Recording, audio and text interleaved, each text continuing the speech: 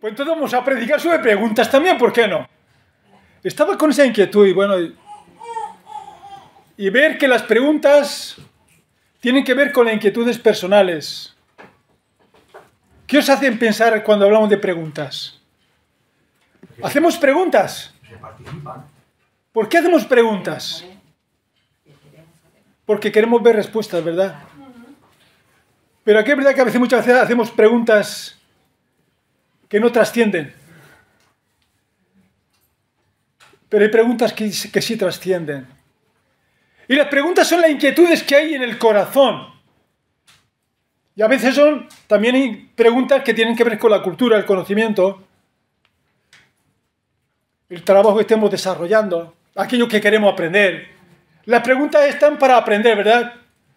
Y para saber respuestas adecuadas y sobre todo aquellas que tienen que ver con la eternidad. La pregunta muestra interés por la respuesta que se espera de ella. Y todos hacemos preguntas y nos hacen preguntas. Tiene que ver con la inquietud y las relaciones personales. Pero ¿qué tal si os parece cuando hablamos de preguntas para con Dios? ¿Preguntas que le podemos hacer al Señor? ¿Le hacemos preguntas al Señor? ¿Y las preguntas que nos haga el Señor? ¿O que vemos preguntas que hace Dios? Esto es importante, ¿verdad? Estaba con esta inquietud. Hay preguntas, como antes he mencionado, trascendentales y también las hay sin mucho valor trascendental. Preguntas rituales, preguntas de cliché social, como esas que muchas veces decimos, hola, ¿qué tal? ¿Cómo estás? Y eso de cómo estás ya es algo del cliché, ¿verdad? Esperamos decir, sí, bien, estamos bien. Pero a veces no estamos bien. Pero es una pregunta de cliché.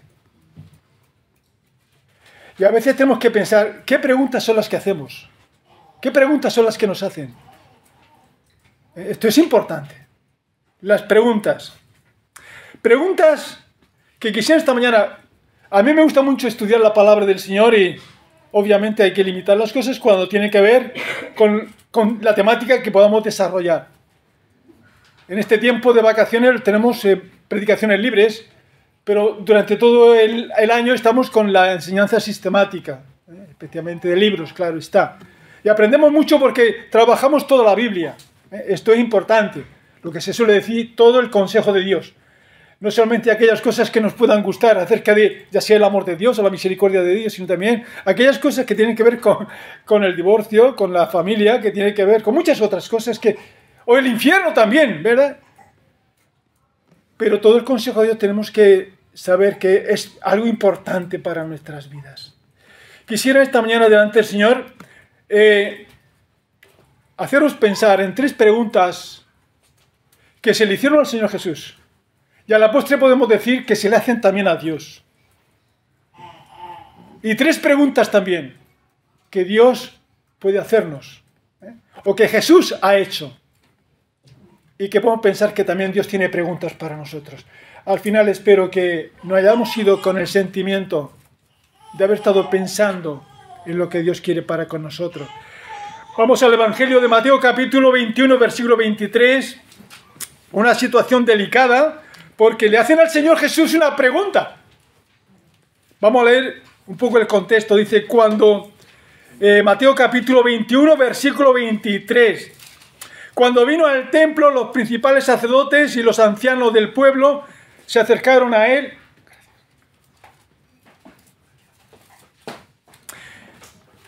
Y él mientras le enseñaba, y le dijeron, ¿con qué autoridad hace estas cosas? ¿Y quién te dio esta autoridad? Jesús le respondió, yo también os haré una pregunta, y si me la contestáis también yo os diré con qué autoridad hago estas cosas. ¿El bautismo de Juan de dónde era? ¿Del cielo o de los hombres? Ellos entonces discutían entre sí diciendo, si decimos del cielo nos dirá por qué pues no le creísteis, y si decimos de los hombres tememos al pueblo porque todos tienen a Juan por profeta. Y respondiendo a Jesús, dijeron, no sabemos. Y él también les dijo, tampoco yo os digo con qué autoridad hago estas cosas. Como nos damos cuenta, quisiera basarme en lo que es la pregunta que le hacen al Señor Jesús. Y a la vez eso es lo que me gustaría que en esta mañana pensáramos, junto con las demás preguntas que quisiera compartir. Se trata de una pregunta vital que en este caso determina quién es Jesús en autoridad, quién es Jesús en su persona, quién es Jesús realmente en realidad. En el contexto habla de esa impresionante acogida que tiene en Jerusalén, capítulo 21 del 1 al 11. No todo el mundo tiene esa entrada triunfal, que además es una relación profética que él entraría con ese pollino, ¿verdad? También nos damos cuenta de que interviene en el templo echando fuera a los mercaderes, a aquellos que habían hecho de la casa de Dios cueva de ladrones. Los versículos 12 al 17. Y tuvo que decir Jesús, mi casa de oración será llamada. Y claro, habían querido hacer los judíos de la casa de Dios en el templo, pues favorecer a aquellos que pudieran comprar los animales en vez de traerlos de lejos y demás, con buenas intenciones. Pero al final se convirtió en una especie de labor financiera. Al final todo queda en cómo sacar negocio, partido de las cosas. Y la tercera cosa que aquí vemos en este contexto tiene que ver con ese encuentro con la higuera.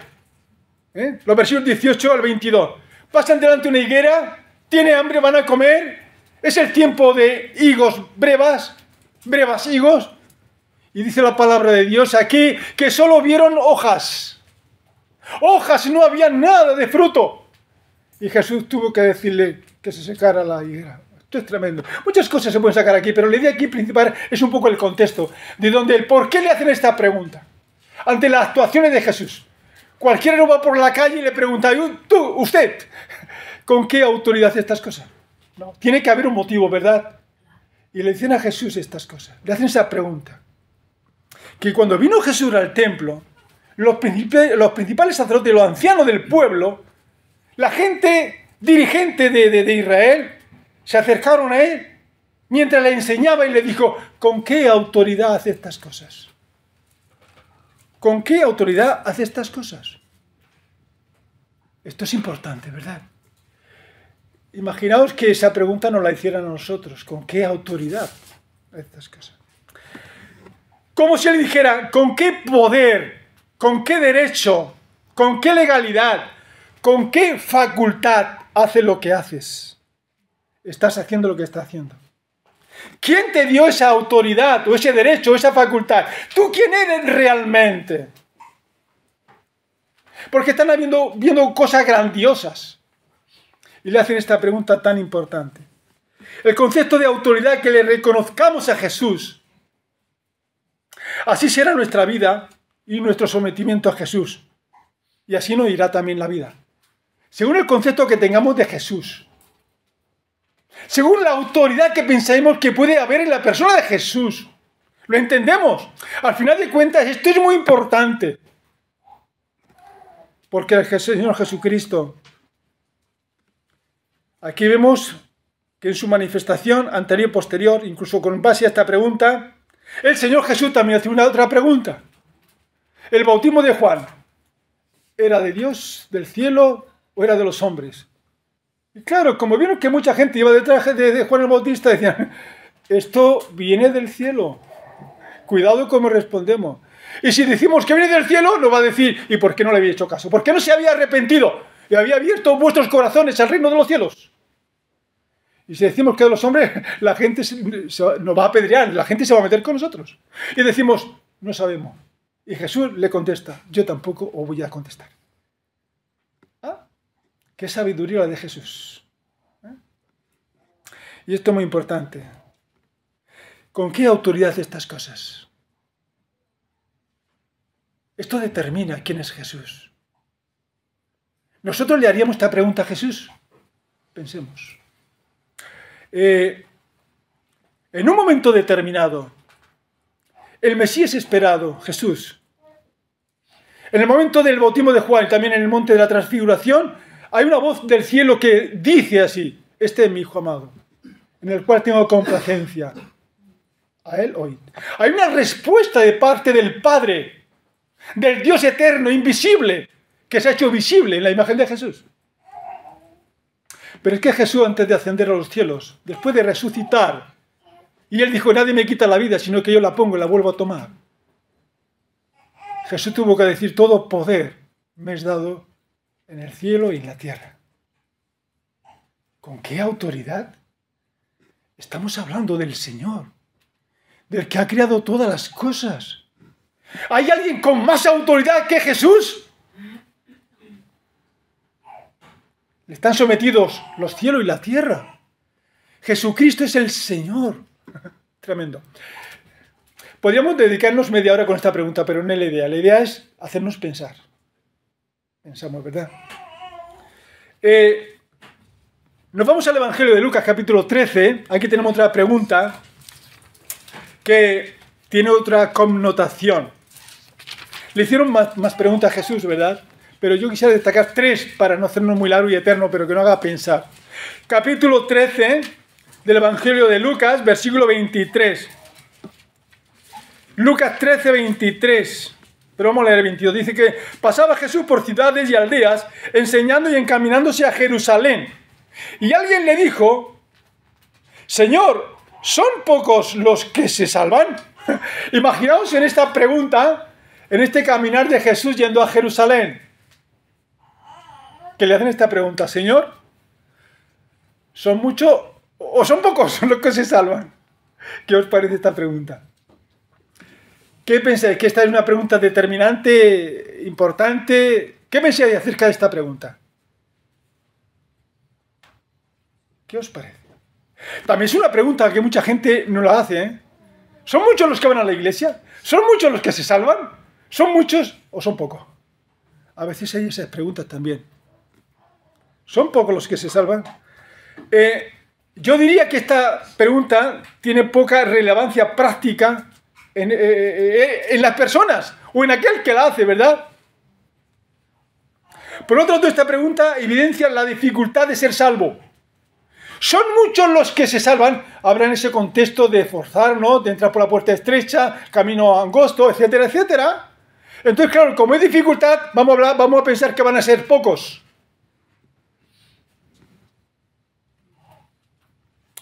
Jesús dijo que para nosotros la salvación es algo imposible, mas para Dios es posible.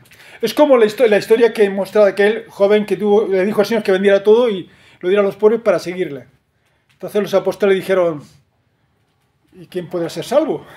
Ante las exigencias que parece ser que hay para entrar en el reino de los cielos. Y Jesús tuvo que decirle: para los hombres esto es imposible, pero para Dios todo es posible. La salvación es un imposible para los hombres, pero es posible para Dios. La solución no es nuestra, es de Dios. Nuestra salvación no depende de nosotros, como antes habíamos mencionado en Efesios 2, 8 y 9. Por gracia somos salvos por medio de la fe. Esto no es de nosotros, es un don de Dios. Es por la gracia del Señor. Pero fijaos que hay alguien que se atreve a decir: pero ¿hay alguien que se salva? Imaginaos que nadie se pudiera salvar. De ninguna manera. No servía para nada el ministerio de Jesús, ¿verdad? ¿Para qué vino Jesús entonces? Pues vino ni más ni menos porque nadie se puede salvar. Pero solamente se salva el ser humano por medio de Jesucristo, veniendo a Jesucristo. Son pocos los que se salvan. Es una pregunta poco relevante, ¿verdad? Porque no es objetiva. La pregunta sería: ¿qué he de hacer para ser salvo, verdad? Esa es una pregunta que le hacen al Señor Jesús. En otro momento y en otro contexto. Es irrelevante, sin efectos prácticos. Es como si yo alguna vez me voy al mercadillo a comprar.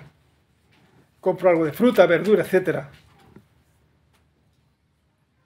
Soy el asesor y también el ejecutor de lo que mi esposa me dice: pues tenemos que comprar esto, tenemos lo otro, y nos repartimos las cosas.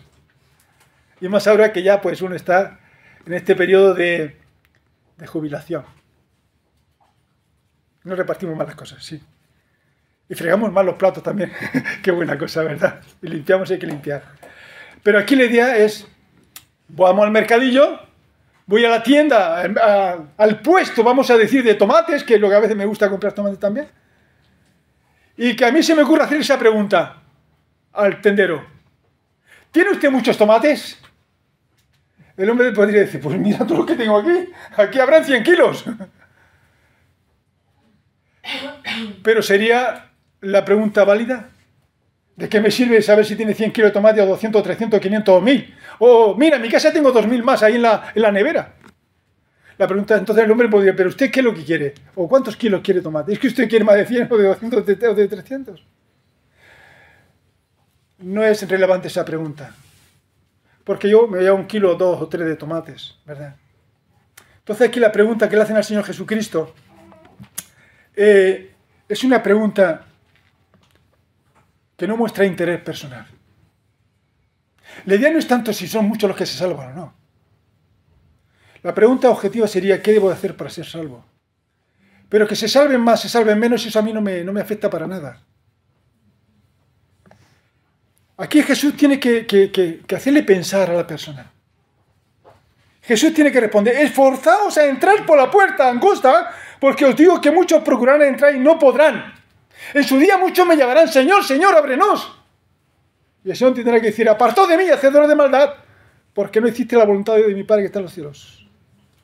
La idea no es si se salvan muchos, se salvan pocos. Es si tú eres salvo o no. Si Jesús es tu Salvador o no, ¿lo entendemos? A propósito, todos los que estamos aquí en esta mañana, ¿somos salvos? ¿O estamos con estas preguntas un poco irrelevantes? ¿Lo entendemos? Preguntas que no trascienden. ¿Son muchos o son pocos los que se salvan? La idea central es eso, es pídele a Dios tu salvación si no la tienes. ¿Lo has hecho ya? ¿Somos salvos todos los que estamos aquí en esta mañana? ¿Jesús es nuestro Salvador? ¿O le vamos a hacer preguntas al Señor que no son objetivas con nosotros? No son prácticas. Hay otra pregunta. Vamos corriendo para pensar, seguir pensando. Hay un momento que se encuentran con un ciego. Vamos a la lectura de Juan capítulo 9, versículo 1 y 2. San Juan 1 y 2. Dice el Evangelio de Juan, este capítulo 9. Aquí también nos llevaríamos mucho tiempo, pero la idea es hacer pensar, ¿de acuerdo? Capítulo 9 del Evangelio de San Juan, capítulo 1, versículo 1 y 2. 9, 1 y 2 de Juan. Al pasar Jesús vio a un hombre ciego de nacimiento y le preguntaron sus discípulos, diciendo, Rabí, maestro, ¿quién pecó este o sus padres para que haya nacido ciego? Fijaos la preguntita, ¿qué os parece? Esta ya tiene otra también connotación, ¿verdad? Y esto habla un poco de lo que era el sentir, lo que era, digamos, la escuela bíblica de aquel tiempo, de lo que era la teología de aquel tiempo, de lo que era la enseñanza judaica de aquel tiempo, lo que los rabinos enseñaban en sus sinagogas. Es una pregunta importante. Sus discípulos, con ese trasfondo de su conocimiento en el judaísmo, le hacen esa pregunta al Señor Jesús. ¿Quién pecó, este o sus padres para nacer ciego? Para haber nacido ciego.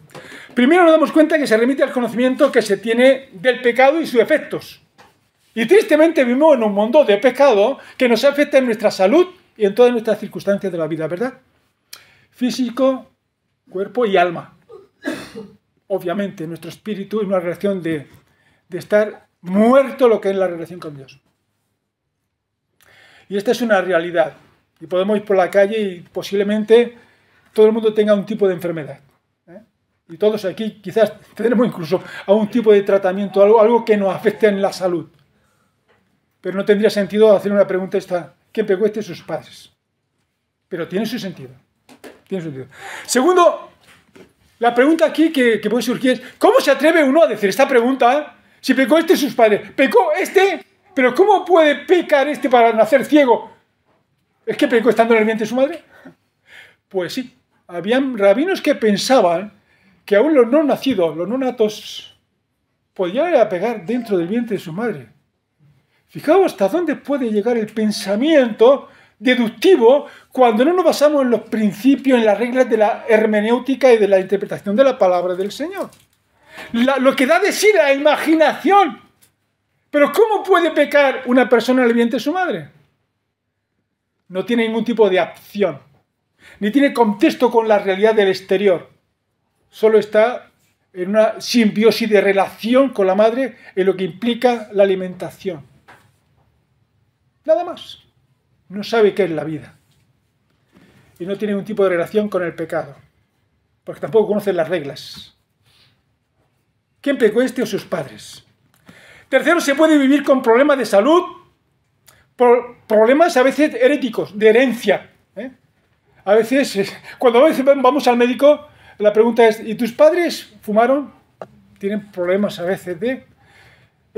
han tenido un tipo de problema de azúcar, de diabetes, un tipo de cáncer, y te hacen un análisis para ver si tú lo que tienes es una relación de herencia genética. Puede ser. Entonces, ¿qué culpa puede tener la persona, el paciente que va al médico cuando tiene una relación de herencia genética?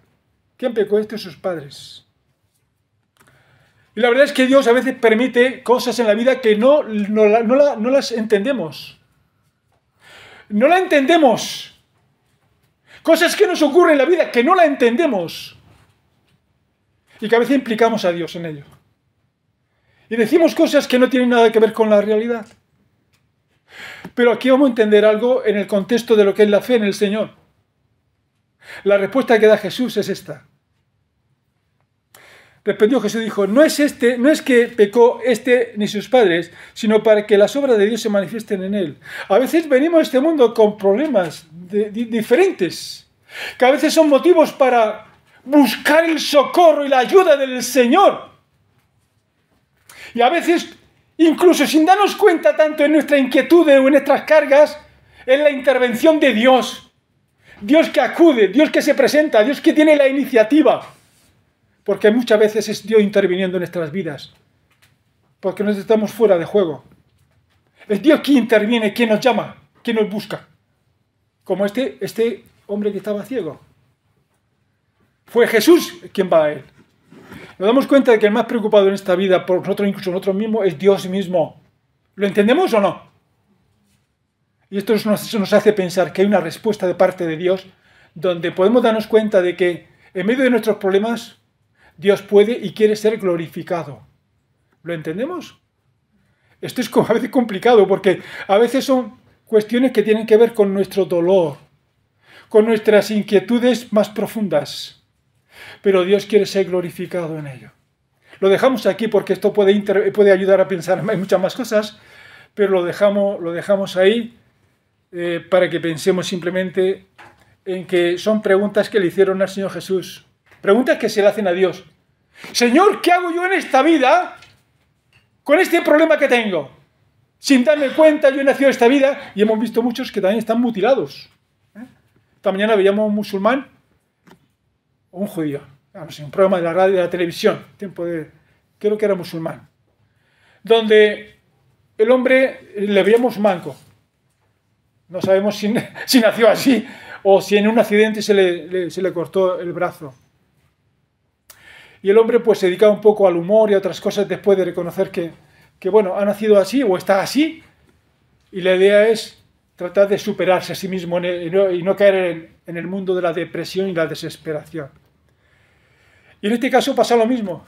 Podemos darle la vuelta a las cosas y buscar la gloria del Señor en medio de esos problemas personales que podamos llegar a tener. Ante graves dificultades que podamos llegar a tener de salud, podemos suplicar al Señor, como aquí en este caso, que Jesús sanó al ciego nacimiento, además por su propia iniciativa. Pero hay un problema mayor que la ceguera física y la ceguera espiritual. Ahí nacemos todos ciegos. Pero Jesucristo sigue diciendo, yo soy la luz del mundo, el que me sigue no andará en tinieblas, sino que tendrá la luz de la vida. ¿Tenemos todos la luz de la vida? ¿O realmente somos ciegos espirituales? Por eso tenemos que hacer una conclusión esta mañana. ¿Qué tipo de pregunta le haríamos al Señor? Como esta, ¿eh? ¿Qué tipo de pregunta le haríamos al Señor? ¿Qué pregunta le harías tú ahora al Señor? Si estuviera aquí presente, ¿qué pregunta le harías? Puede incluso escribirla ahí o tenerla en tu corazón. ¿Qué pregunta le haría al Señor? Pregunta de los hombres a Jesús, pregunta de los hombres a Dios. Pero también hay preguntas de Dios para el hombre. Y muchas, pero fijaos, vamos ahí a algunas sencillas, para que nos demos cuenta cómo determina las cosas y cómo las ve Dios las cosas. Capítulo 26 del Evangelio de San Mateo, capítulo 16, he dicho 26, 16, y versículo 26. Mateo 16, 26, dice la palabra del Señor. Y voy a invitar para que alguien lo lea mientras bebo un sorbo de agua. Mateo capítulo 16, versículo 26. ¿Alguien, por favor, que lo lea? Vale. Dice así, porque ¿qué aprovechará al hombre si ganare todo el mundo y perdiere su alma? ¿O qué recompensa dará el hombre por su alma? Gracias. Es una pregunta que vamos a sacarla fuera de su contexto, pero tiene una relación, obviamente, con el propósito de redención de parte del Señor. Pero vamos a sacarla porque entendemos el pasaje y es una pregunta que es importante. El Señor Jesús tiene que decirnos, ¿qué aprovecha al hombre si ganare todo el mundo y perdiere su alma? Esto nos tiene que hacer pensar, ¿verdad? Una pregunta importante del Señor. Se considera el valor del alma como más importante que el valor del cuerpo, porque el cuerpo es temporal, pero el alma es eterna, ¿vale? A veces le damos el valor al revés, valor al cuerpo y al alma cero patatero. Este mundo es caduco y pasajero. El valor material es temporal, lo sabemos. Y que en todos los pueblos hay una pequeña parcela que nos recuerda muchas veces que somos temporales. Que es el cementerio del pueblo. Aquí yacen los restos de fulanito y tal. Y un día nos pasará eso también a nosotros. En la vida son 40, 50, 60, 70, 80 años. Pero no son 500, ni 1000, ni millones. La vida es muy breve aquí. La pregunta de Jesús tiene mucho valor. ¿De qué le sirve al hombre si gana el mundo entero y pierde su alma? Tener el mundo entero por ganancia o propiedad. Imaginaos. Imaginaos que tenemos unas capacidades, que somos economistas de quinta generación. Dani, tú que eres economista. Que tenemos una capacidad de negocio como nadie. Y resulta que en poco más de 15 o 20 años nos hemos cargado toda la economía mundial y está toda como en los tiempos de José, estando en Egipto. Se cargó toda la economía por el tema de los hambres. Ha sido dueño de todo Egipto. Bueno, pero nos llega a los 4 días la muerte y la pregunta, como se dijo a aquel rico, que tuvo que decir, bueno, como tengo una buena cosecha, haré graneros mayores y diré, alma, come, bebe, disfruta la vida. Pero una voz del cielo dijo aquella noche, necio, esta noche van a pedir tu alma y lo que has previsto, ¿para quién será? ¿De qué le sirve al hombre ganar el mundo entero si pierde su alma? Y esto nos habla de los afanes de la vida, de la dedicación que le dedicamos a las cosas materiales. ¿Qué le aprovecha al hombre ganar el mundo entero si pierde su alma? Lo pierde todo. Ni todo el tiempo empleado para conseguir este mundo como ganancia. Es triste que estemos sumergidos en los afanes de esta vida y dejar a un lado lo más importante, la eternidad, la realidad de nuestras vidas. Porque nada de este mundo satisface el vacío que todos llevamos dentro. Nada. Nos compramos un reloj y en 2 días ya ni reloj ni nada. Nos compramos un Ferrari, esto no nos puede durar más. Los que se puedan comprar. Nosotros estamos pensando en un Ferrari para los nietos, para los hijos, los nietos en este caso ya. Todas las cosas de este mundo son caducas. Y nos produce un vacío tremendo. Pero lo que más llena nuestro corazón es la realidad de Dios en nuestras vidas. Ese sentimiento de plenitud en el Señor. ¿De qué le sirve al hombre ganar el mundo entero si pierde su alma? Imagino esta pregunta que le estuviéramos haciendo en la calle, para que todo el mundo piense, ¿de qué le sirve al hombre ganar el mundo entero si pierde su alma? Y estamos siempre dedicados a ocuparnos en las cosas de este mundo. ¿Cuántas horas le dedicamos para las cosas de este mundo? Pensemos. La verdad que es una triste realidad. Y aquí tiene que seguir el Señor apoyando con otra pregunta. ¿O qué recompensa dará el hombre por su alma? O sea, a cambio de... ¿Cómo conseguir esa la salvación?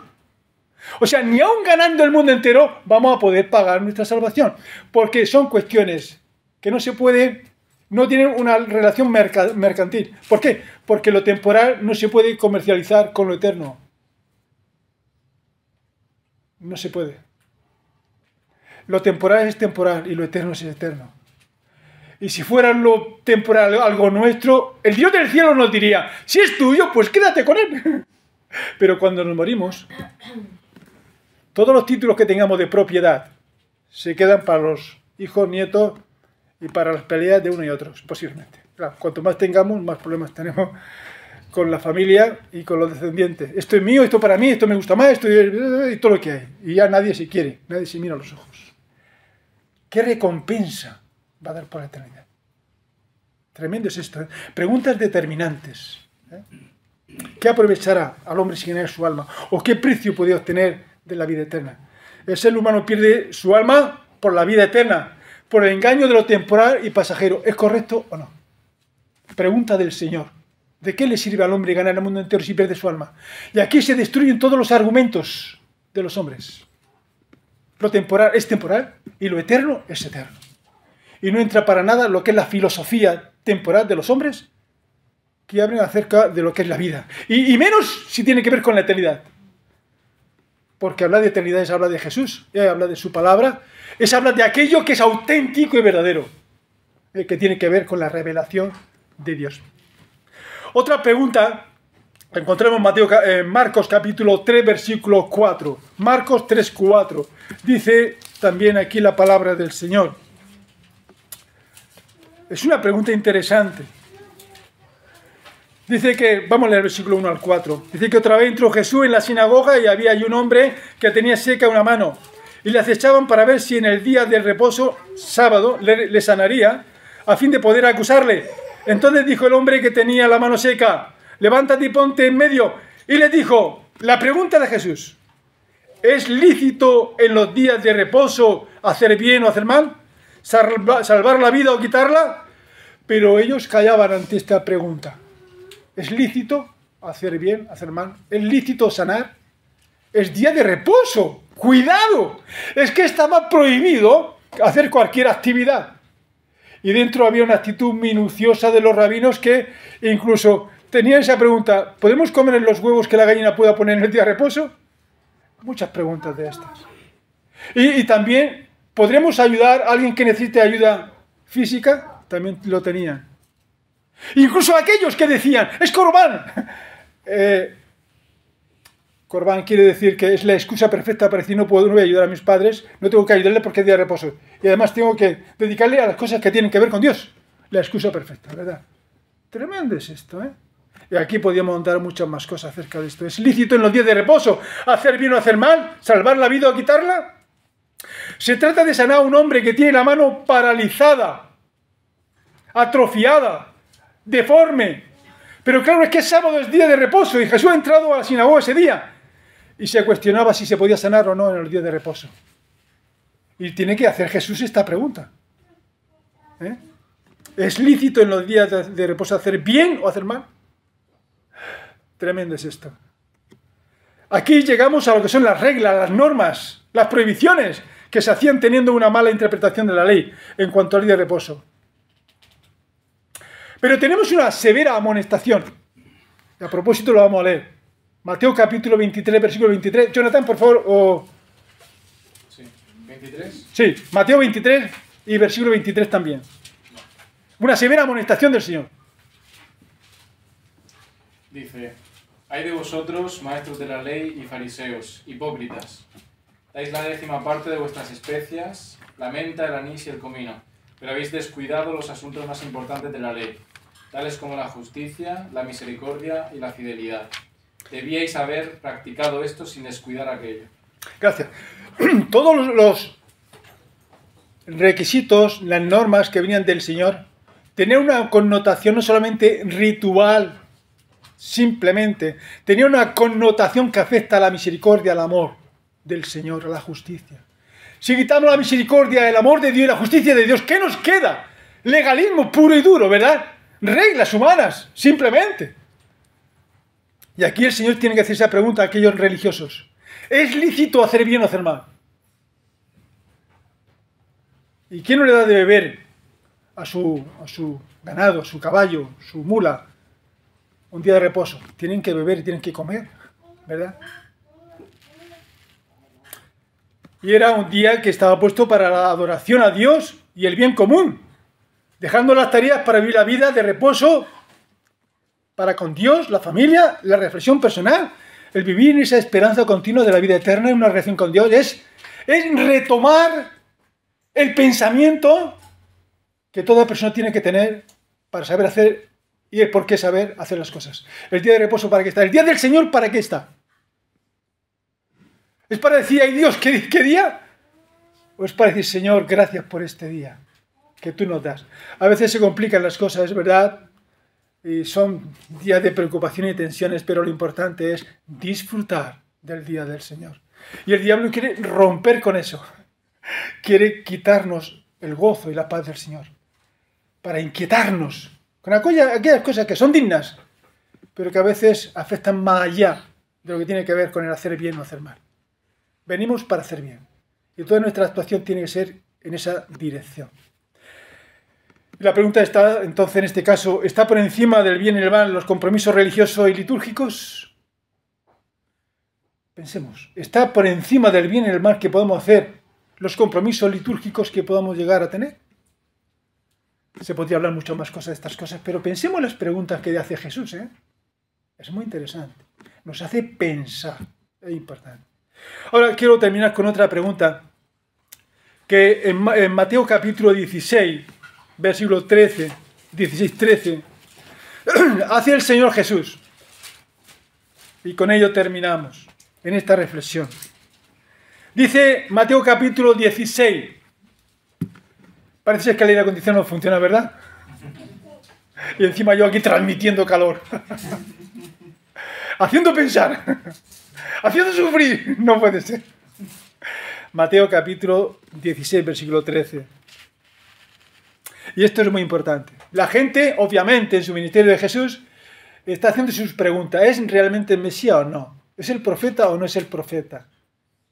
¿Será fulanico o menganico? Vamos a leerlo, por favor. Mateo capítulo 16, versículo 13 al 17. Viniendo Jesús a la región de Cesarea de Filipo, preguntó, qué importante, Jesús siempre preguntaba a sus discípulos, preguntó a sus discípulos diciendo, ¿quién dice los hombres que es el Hijo del Hombre? ¿Qué estáis percibiendo acerca de lo que dice la gente acerca del Hijo del Hombre? Ellos dijeron, unos, Juan el Bautista, que eres Juan el Bautista, otros que eres Elías, otros que eres Jeremías o alguno de los profetas. La pregunta es, ¿qué opina la gente acerca de mí, de Jesús? Es una pregunta importantísima. Determina la vida. Es muy importante saber la opinión de la gente sobre tal o cual cosa, pero lo más determinante es cuando se trata de Jesús. Esto es importante. Es tierra santa, como alguien podría decir. Es muy importante saber la opinión de la gente, pero Jesús tiene que hacer esa pregunta a sus discípulos. ¿Y vosotros qué pensáis que soy yo? Unos dicen que soy Juan el Bautista, otros que Elías, otros que Jeremías, otros que cualquiera de los profetas. O sea, que la relevancia de Jesús era consecuente ante la sociedad, porque lo que hacía Jesús era impresionante. No era un cualquiera. Pero ¿qué opinión tenían de Jesús? Y esto nos llama la atención. La pregunta se define y determina con una respuesta crucial y determinante. ¿Y vosotros quién decís que soy yo? Esto es importante. Esto es importante. ¿Y vosotros quién decís que soy yo? La opinión que tengamos sobre Jesús evidencia mi caminar en la vida y la realidad de lo que realmente soy o pienso. Porque quien tiene a Cristo tiene la vida, pero el que no tiene a Cristo no tiene la vida. Si yo no creo que Jesucristo es el Hijo de Dios, si yo creo que solamente un reformador, un reformista, una persona radical, una persona que hizo buenas cosas en su tiempo, pero se acabó, no me sirve para nada. Pero si yo creo, como dice aquí Pedro, ante la pregunta de Jesús, ¿y vosotros qué opináis? ¿Qué pensáis? ¿Quién soy yo? Y hemos leído que Pedro dijo, tú eres el Cristo, el Hijo del Dios viviente. Tú eres el Mesías, tú eres el Cristo, el anhelado, el esperado. Tú eres la culminación de la profecía mesiánica. Tú eres el Hijo de Dios, el Hijo eterno de Dios. El que comparte la misma naturaleza con el Padre. Y la respuesta de Jesús es esa, bienaventurado es Pedro. Porque esto no te lo ha revelado, no te lo ha enseñado ni los rabinos en la sinagoga, sino mi Padre que está en los cielos. Dice, entonces le respondió Jesús, bienaventurado eres Simón, hijo de Jonás, porque no te lo reveló carne ni sangre, sino mi Padre que está en los cielos. ¿Qué os parece? La pregunta y la respuesta del apóstol Pedro. Pedro responde afirmativamente y correctamente, tú eres el Cristo, el Hijo del Dios viviente. Esta respuesta tiene dos cosas que hemos de pensar. Primero, es una confesión de fe, en conexión con la verdad revelada que le lleva a la vida eterna. Una confesión de fe que salva, por tratar de Jesús como el Hijo de Dios, el ungido, que viene para salvarnos. Podríamos hablar más cosas acerca de esto, pero esto es lo importante. ¿Qué opinión tenemos de Jesús? ¿Qué opinión tiene mi vecino, mi compañero de trabajo? Esto no es hablar de religión, es hablar de la persona de Jesús. Aquel que dijo, yo soy el camino, la verdad y la vida. Nadie viene al Padre si no es por mí. Yo soy la resurrección y la vida. El que cree en mí, aunque esté muerto, vivirá. Jesús es el milagro de la vida. Jesús es el sentido de la vida. Hablar de Jesús es hablar de Dios hecho carne, del Emmanuel, Dios con nosotros. Es de hablar de nuestro Salvador, del que nos da la paz, el sentido de la vida y la esperanza de la vida eterna. Tú eres el Hijo de Dios. Tú eres el Cristo, el ungido de Dios. Y por otro lado, ahí encontramos una cuestión tan importante, que Jesús afirma que esto se lo reveló el Padre. Hemos leído, ¿verdad? Y que Dios nos revele cosas conforme a su verdad, habla de dónde está nuestro corazón y nuestra sensibilidad para saber de Dios. Dios no se revela a cualquiera, sino a aquel que tiene un corazón sensible y que busca a Dios. ¿Lo entendemos? Entonces, ¿cómo es nuestro corazón? ¿Cuál es nuestra sensibilidad acerca de la búsqueda de la verdad de Dios? ¿Quién es Jesús para ti? Podríamos hablar más cosas acerca de esto, pero quiero concluir. La primera parte tiene que ver con qué pregunta le haríamos a Dios. Y la segunda es, ¿qué pregunta nos haría el Señor a nosotros? Tremendo es esto, ¿eh? El Dios del cielo le preguntó en su momento a Adán, cuando pecó. Le hizo una primera pregunta. ¿Dónde estás tú? ¿Dónde te ha llevado la desobediencia? ¿Cuál es tu situación? ¿Dónde estás tú? Y la pregunta la podía hacer también el Señor esta mañana. ¿Dónde estás tú? Es una pregunta que tendríamos que responderle al Señor. Concluimos con una oración, si os parece. Señor, gracias por el regalo de la vida. Te pedimos perdón por las preguntas que podamos hacerte a ti, que muchas veces tiene que ver con la incredulidad. Preguntas que no tienen mucho valor, pero gracias por todos aquellos que han hecho preguntas importantes que determinan su salvación, su sentido a la vida. Y que eso también lo hemos hecho nosotros en su momento. Y te damos gracias por Jesús, por las preguntas que Él hizo, las preguntas que tú nos puedes hacer. Y si tú nos preguntaras hoy dónde estamos, me gustaría decirte, Señor, haciendo tu voluntad. Ayúdanos para que podamos tener sensibilidad, escuchar tu voz y servirte. Bendice esta tu palabra y que nuestros corazones te busquen más a darte gloria y honra a ti. Bendice esta iglesia, este testimonio aquí en Vista Alegre, cada hermano, cada hermana de cada familia.